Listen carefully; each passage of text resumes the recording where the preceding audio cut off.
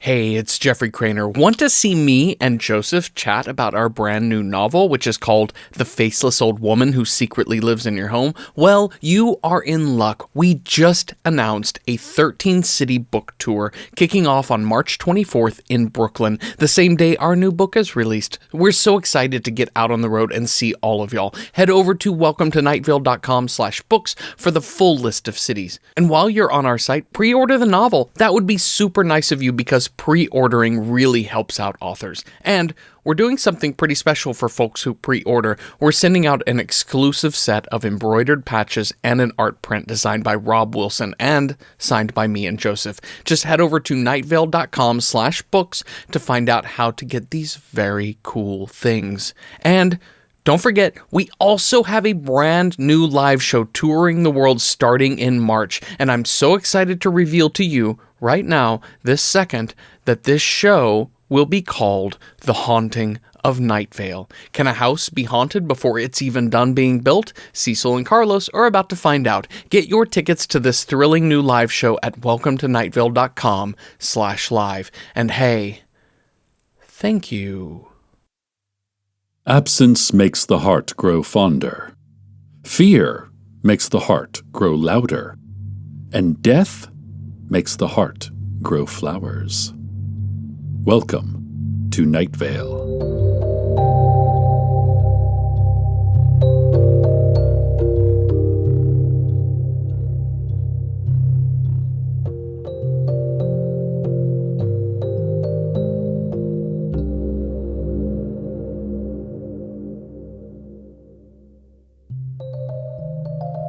Amelia Anna Alfaro was always the best at everything. On the day she was born, she was named the healthiest baby at Night Vale General Hospital. The doctors had never seen a healthier baby.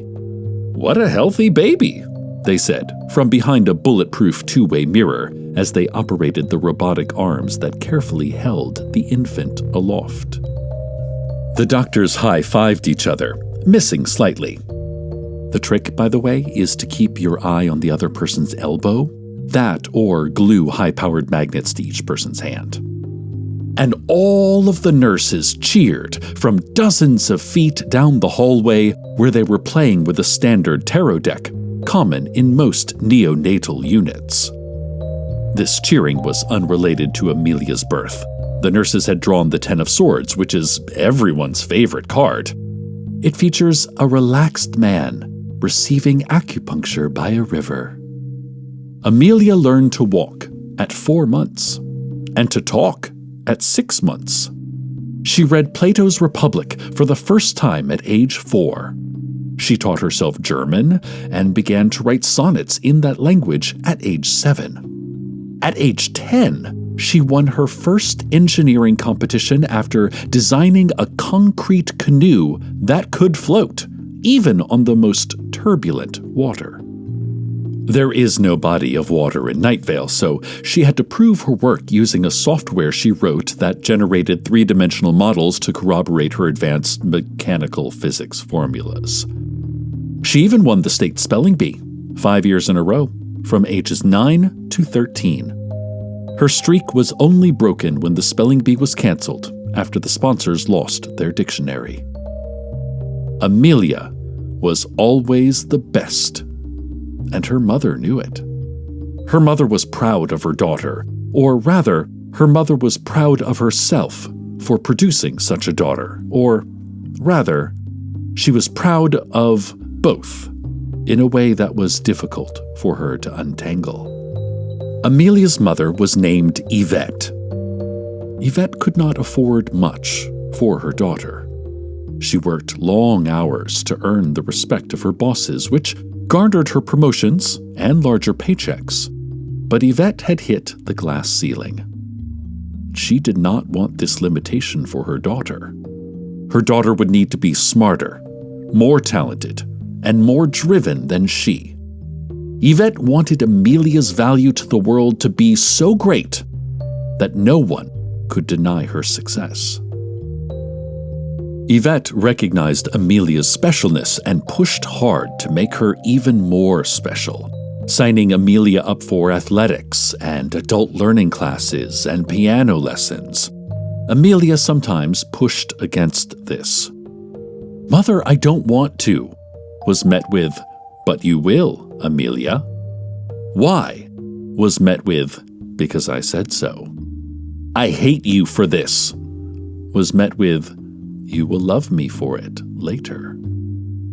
Begrudgingly, Amelia fulfilled her mother's wishes. It wasn't because she understood her mother's motivation to secure her child a better life, nor was it because Amelia did not have the stomach to fight back. No, Amelia did it because it all came so easy.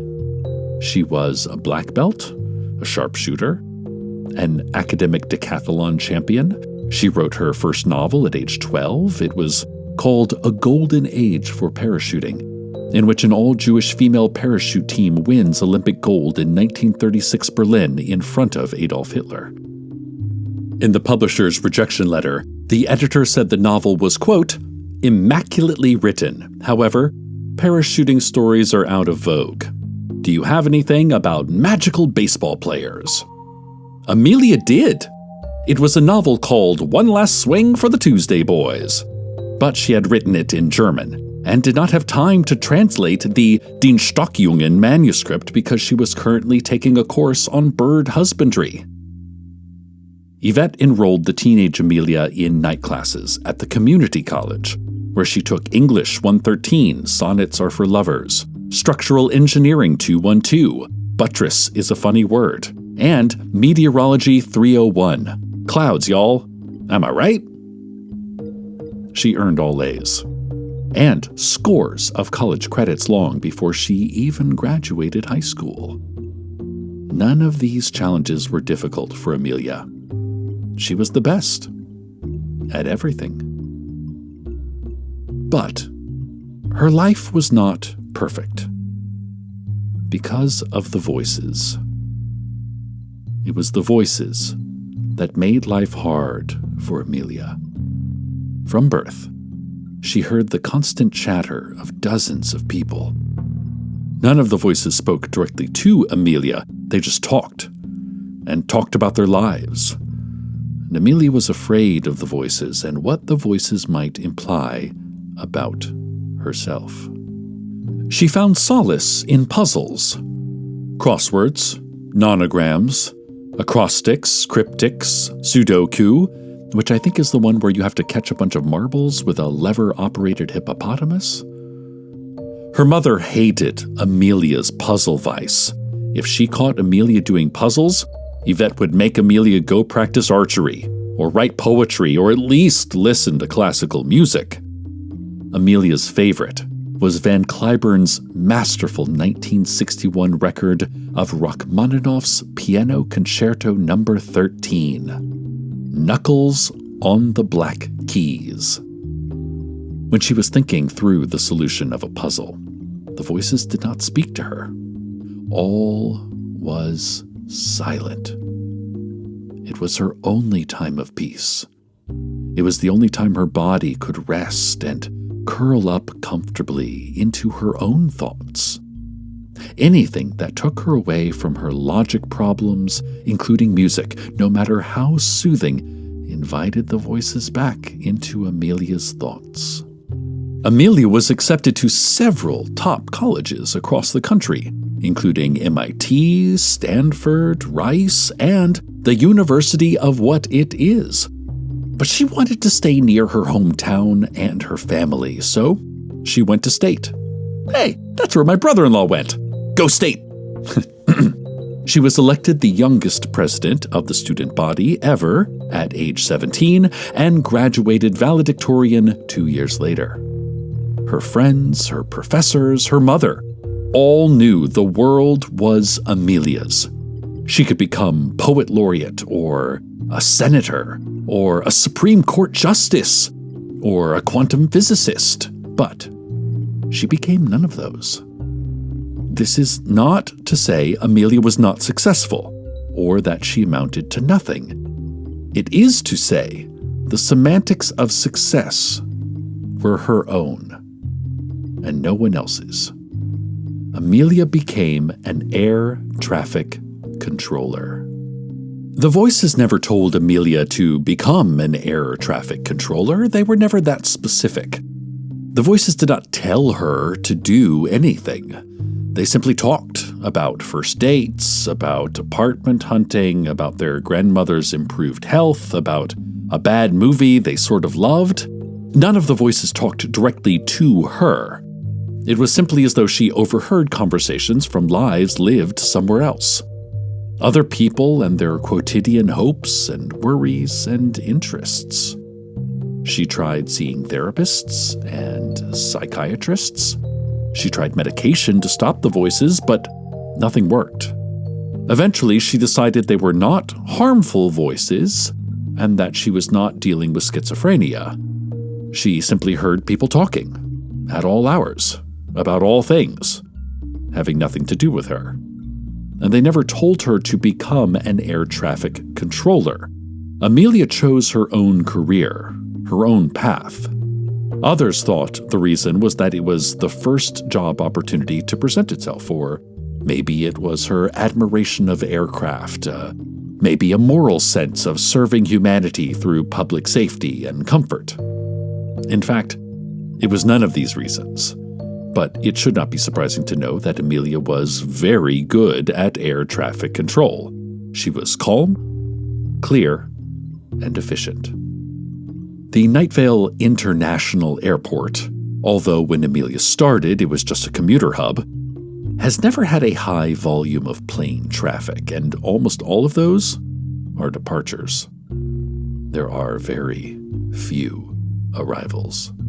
My husband, Carlos, he's a scientist, and he is also very good at his job, tells me that it's impossible to have far more departures than arrivals, but I told him, not everything has to make sense all the time. So, in some ways, air traffic control in Night Vale was easier for Amelia than just about any other class or job or task she'd ever attempted. It appeared from the outside to be far below her capabilities. She held that job for 20 years, even taking over as president of the Night Vale chapter of the Air Traffic Controllers Union. In 2004, she was featured on the cover of Affirmative, a monthly trade magazine for air traffic controllers. The headline of the article was, "You're cleared for success." In 2006, she was asked to deliver the keynote speech at the annual RogerCon, a convention for air traffic controllers and fans of air traffic control. It's a huge deal, held every year in Orlando. People dress up like their favorite airline pilots and wait in long lines for autographs from top flight attendants. There are even panel discussions about everything from the best textiles for seat cushions to secret first-class meal offerings. Amelia was the best at what she did. She probably would have been the best poet laureate or senator, but this was the path she chose. She chose this path because of the voices, not from what they said, but what they didn't say. When Amelia was in the control tower, when she was communicating with captains and co-pilots and navigators, her head was clear. All was silent. It was like those many nights sneaking a copy of the crossword from the newspaper on the kitchenette and solving it by flashlight under her covers. She became an air traffic controller to be by herself, to become her own person. Her mother was disappointed, but loved her in spite of it. Her professors were let down, but still had many fabulous stories of their greatest student. Her friends were just happy she was happy. Things changed on June 15th, 2012, when Delta Flight 18713 made radio contact. In her tall tower, at her tiny airport, in the middle of a vast desert, in the middle of the American Southwest, an airplane appeared on Amelia's radar. It was carrying 143 passengers and 6 crew members, and was flying from Detroit to Albany, over the Great Lakes, in the American Northeast. It appeared briefly, the green dot blinking in and out of existence like the sun glinting off a water ripple. It was almost unnoticeable. But everyone noticed it. Later, Amelia was the only one who admitted to noticing it. The radio transmission was equally brief, a surge of static, and only one word. Difficult to discern, but she heard it. Alpha was the single word. The letter A in the NATO alphabet. It was garbled, so maybe it wasn't that word. Maybe it was a more adult variation of "oh fudge." Alpha. Oh fudge. It was unclear. Amelia requested identification of the aircraft. She requested further communication, but nothing came. As soon as it had squawked, it had gone silent. But while the radio communication was silent, the voices were not. On June 15th, 2012, upon hearing a word that sounded like alpha, these myriad conversations returned. No one else in the tower could hear them, but Amelia Anna Alfaro could. And for the first time in her life, she began to speak back to them. Everyone else in the tower could hear that. The voices did not cease. The voices continued for days, and Amelia tried to talk back with them. As one voice said, "I have an interview on Monday," Amelia would ask, "For what job?" Or if a voice said, "We went to Palm Springs on vacation," Amelia would say, "Did you also travel out to the Salton Sea?" But over and over, no response. The voices did not affect the quality of Amelia's work, but it affected the perceived quality of her work. And her colleagues became uncomfortable with and distrusting of Amelia. A month later, Amelia heard that word again from one of the voices. Alpha. It was the same voice that radioed in June. But upon hearing it again, she realized that they didn't say Alpha at all. What they said, coming up. But first, the weather.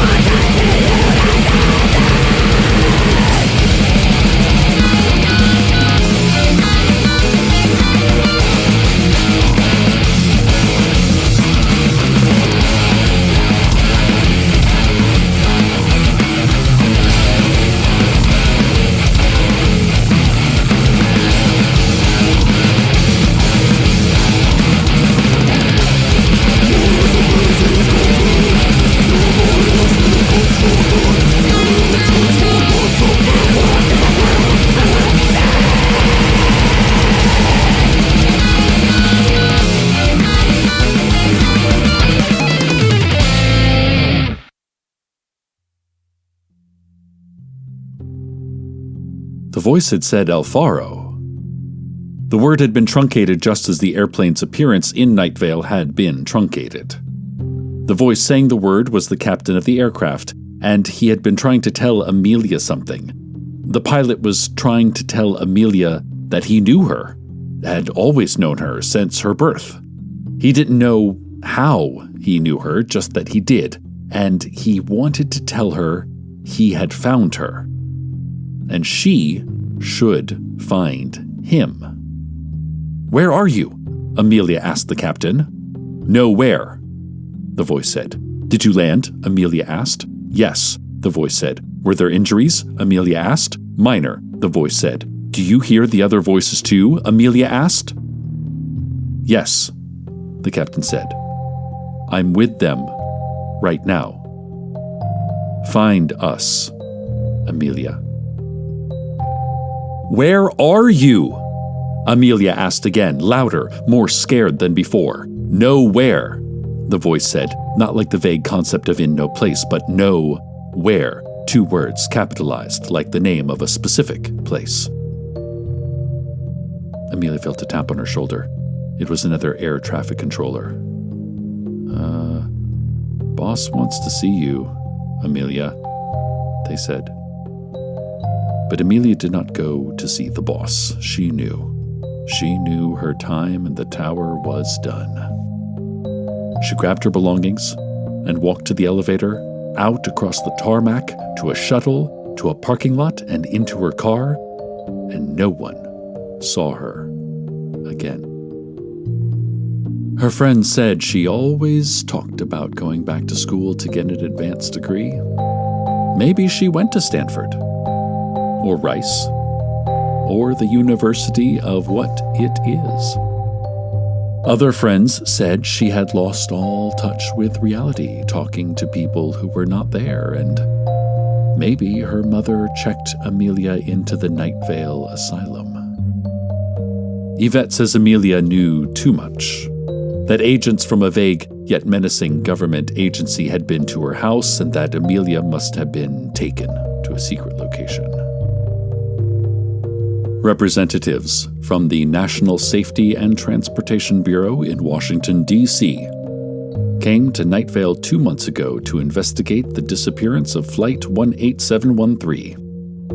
They are on an undercover mission inside the Night Vale Asylum, right now, on a tip from Sheriff Sam to discover more clues into this mystery. Perhaps Amelia is in there too. But I don't think so. I think she went to find the plane. I think the voices were the passengers on Delta 18713. I think she set out looking for them. Perhaps wandering the desert, the great nowhere, to find the people who had been a part of her life since birth. Amelia Anna Alfaro was always the best at everything. And if anyone will find the plane, she will. Stay tuned next for our new investment advice show, Billionaire Roulette. And as always, good night, Night Vale. Good night.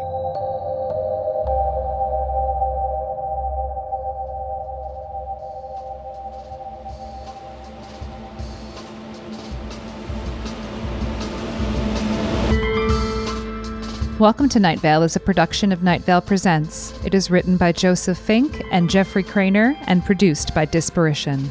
The voice of Night Vale is Cecil Baldwin. Original music by Disparition. All of it can be found at disparition.info or at disparition.bandcamp.com.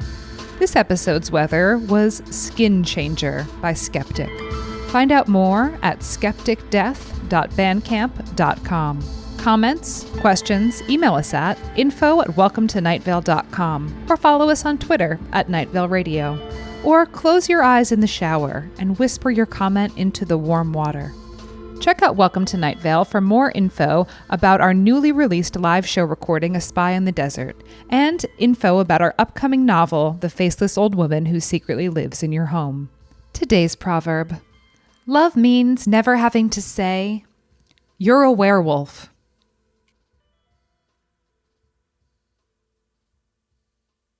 Hey there, YouTube listener. It's me, Joseph, or Jeffrey. I don't remember which one I am. If you love this show and want to help us keep making it, the best way to do that is to join our membership program. Our members get exclusive bonus episodes and merch, behind-the-scenes director's notes from me and Jeffrey, and even characters named after them in the show. Learn more at patreon.com/welcome to Night Vale. One of the most common questions my writing partner Joseph and I get asked is, how do you write together? My response is usually, you know that scene in Ghost where Demi Moore is spinning pottery, and then Ghost Patrick Swayze comes up behind her and guides her hands as she closes her eyes and rolls her head back onto his shoulder? It's like that, but with a MacBook. That was me, Jeffrey Cranor, talking about collaboration with Joseph Fink on our new podcast, Start With This. Give it a listen to hear our thoughts on the creative process, and then we'll help you do some creating of your own. Find Start With This wherever you get your podcasts.